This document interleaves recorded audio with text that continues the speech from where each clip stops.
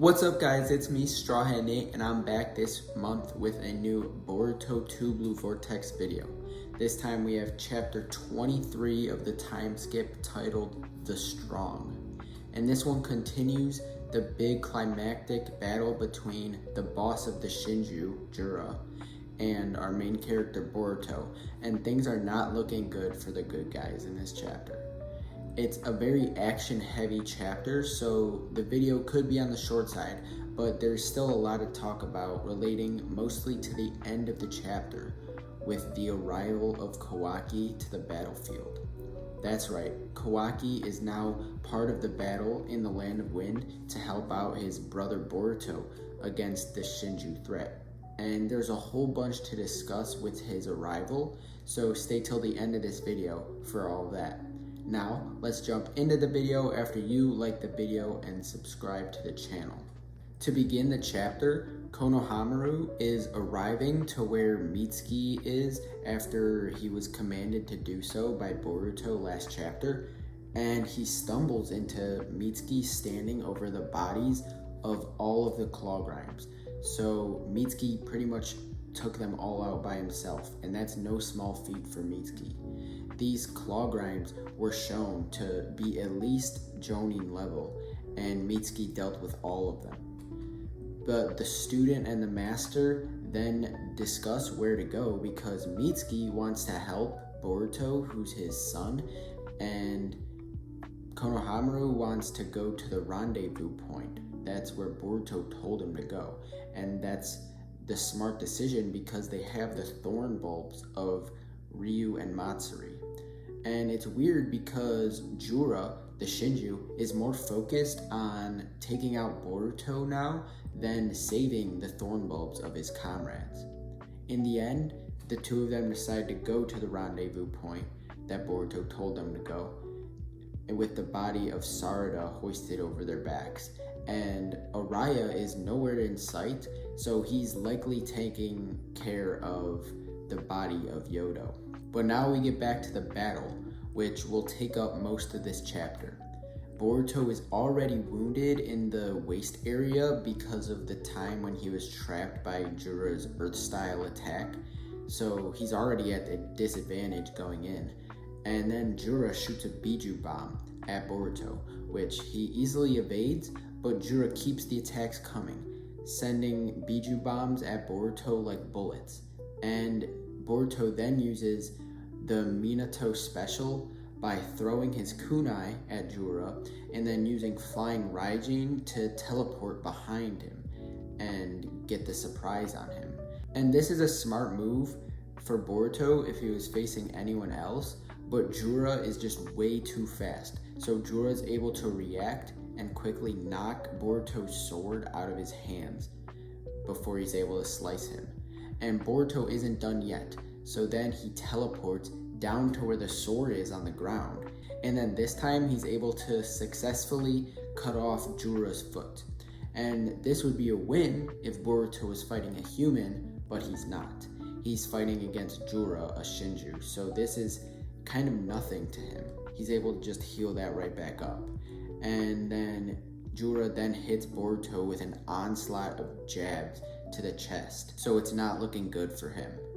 And then Jura grabs onto Boruto's arm to possibly restrain him so he could hit him with a Biju bomb finally, but Boruto is able to get out using purple lightning to electrocute Jura, and then this creates distance between them.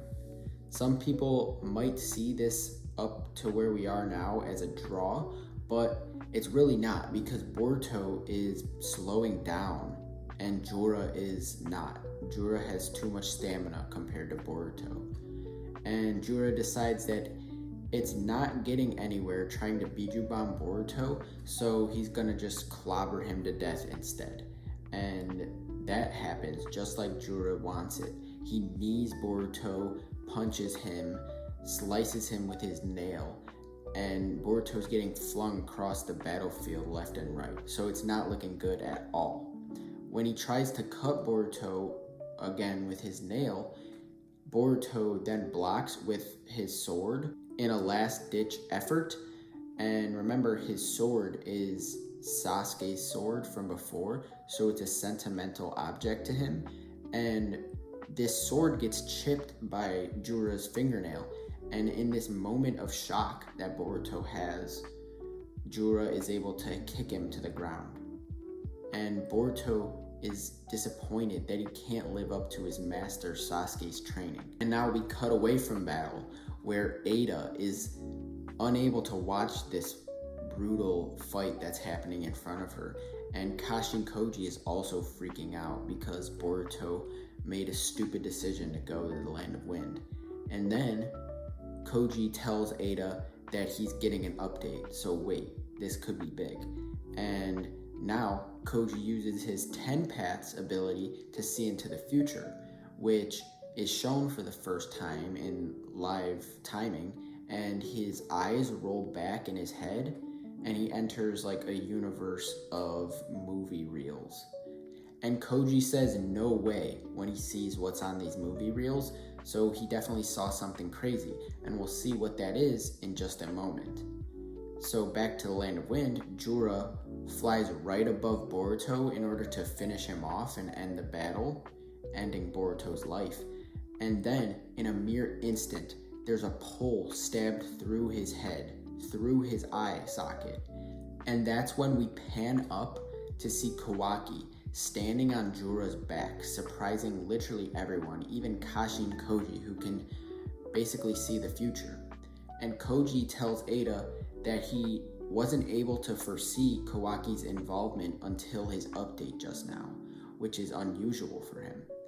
Kawaki and Boruto must have hatched up a plan without Koji knowing, which is crazy because of the fact that he could basically see everyone with his ability. Likely that the two of them communicated telepathically under the radar of Kashin Koji, which it's highly theorized to be due to their Otsutsuki abilities, something like Momoshiki has shown.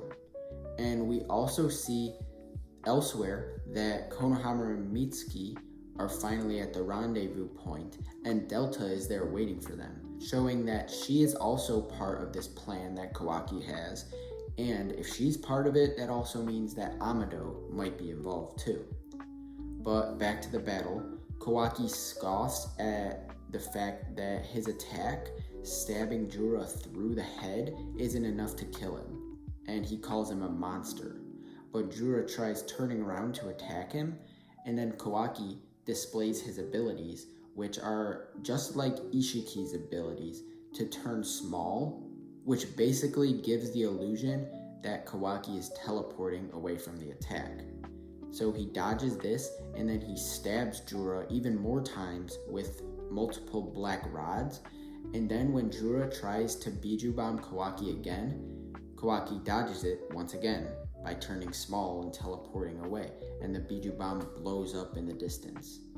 Kawaki lands by Boruto, and they have some brotherly banter with each other, and then to end the chapter, Kawaki goes into karma mode, which is really bad for Boruto because Boruto can't control his karma. And it was shown earlier in the time skip that when Kawaki turns on his karma, it forces Boruto to turn on his. And Boruto doesn't even care though, because Kawaki needs to do this in order to fight Jura. But that's it for this chapter. I never expected Kawaki to get involved like this, but he did, and it was hype and a character-saving moment in my opinion. So far in the time skip, Kawaki has been very disappointing, but in this chapter, it's his time to change that. Jura even noticed that his power is exponentially larger than it was before when they fought, showing that Amado probably released Kawaki's limiters. Hopefully, Kawaki turns out to be just as strong, if not stronger, than his brother Boruto. And it's still in question how the two of them communicated their plans, so that will be up for next month's chapter to decide. And next month, we're also going to be getting a full-out battle between Kawaki and Jura. Maybe even a 2v1 with the two brothers versus Jura. So if you made it to the end of this video, thanks for watching. Like and subscribe to show your support, and I'll see you in the next one. Bye.